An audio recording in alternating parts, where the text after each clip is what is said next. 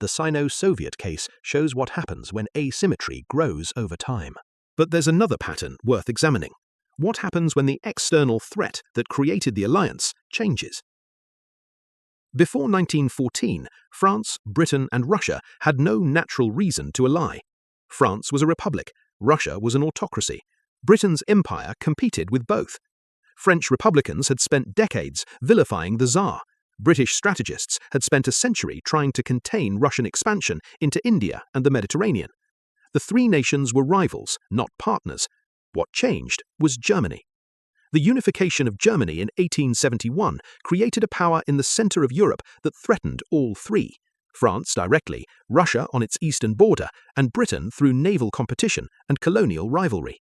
One by one, each nation concluded that the German threat outweighed their mutual suspicions. France and Russia signed a military alliance in 1894. Britain and France signed the Entente Cordiale in 1904. Britain and Russia resolved their Asian disputes in 1907. By 1914, three nations that had been rivals for generations were bound together in a network of commitments that would drag all of them into the most catastrophic war the world had yet seen. The Triple Entente held during the war, despite enormous strains.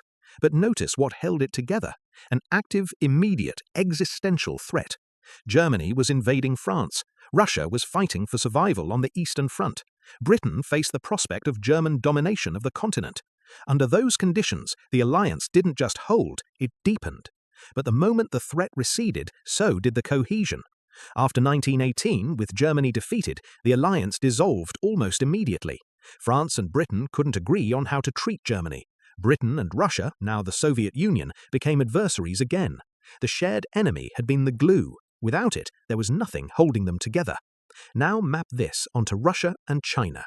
The shared enemy is clear: the United States and its network of alliances in Europe and Asia.